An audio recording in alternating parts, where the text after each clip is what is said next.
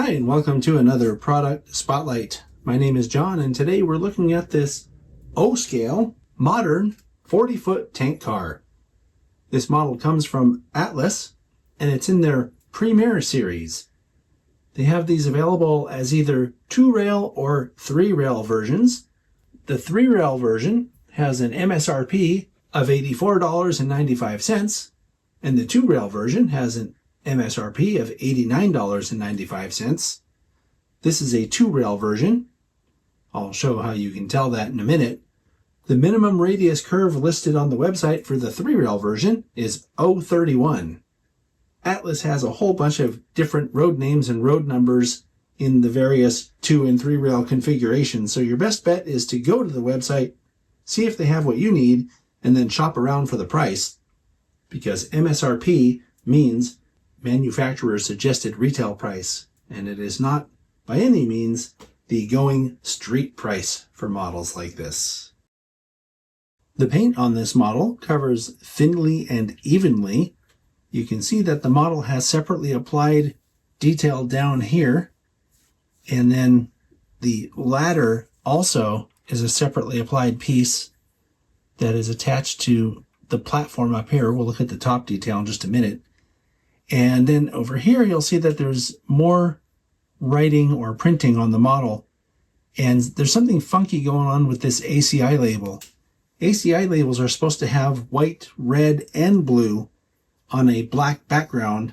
And this one doesn't have any white in it. So I'm not going to sit here and tell you this is wrong, but I am going to say that this isn't what I expect to see when I see an ACI label on a piece of rolling stock. So not sure what happened there, but as spotlights go, you're seeing what came out of the box when I open this up. Here's a look at the brake end of the model, and you can see that there's some separately applied detail down in here as well, including that air reservoir, the placard holder here, of course the brake wheel and chain detail also separately applied. There's another placard holder over here. And then this grab that goes all the way across also is a separately applied piece. And here's a look at the brake end from the other angle so that you can see the additional detail parts down here on this side. Here's a look at the other side of the car. And you can see this side also has that mysterious ACI label with the missing white stripes in it. Here's the A end of the car, which also has the separately applied placard holder and this grab that goes all the way across. Also from this angle on this side, you can see that the platform on the end looks pretty good. That's a molded plastic. And then the brake end also had these separately applied grabs, but I didn't say anything because I wanted to have something to talk about on the A end. The roof has some really good looking detail, including the hatch and vent detail. These appear to be separately applied parts. And also this little looks like a vent over here as well.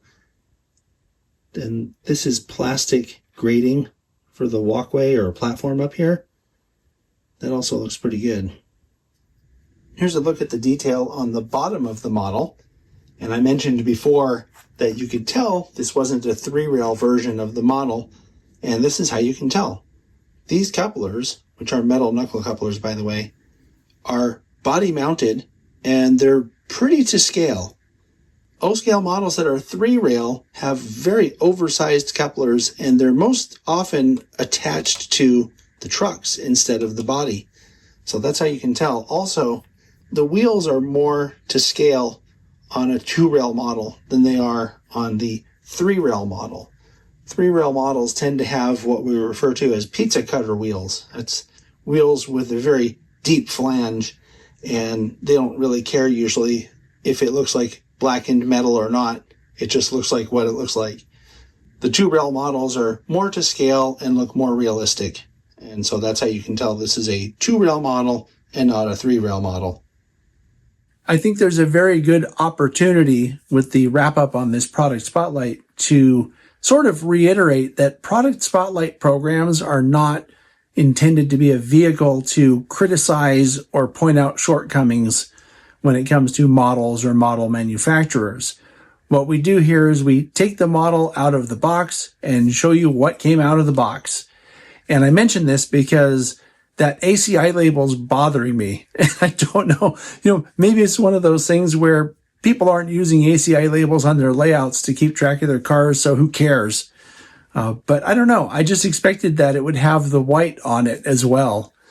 So with that being said, otherwise, it's a really nice model. So I think most people who need a 40-foot modern tank car on their layout would be happy to have one. I'll see you all next time.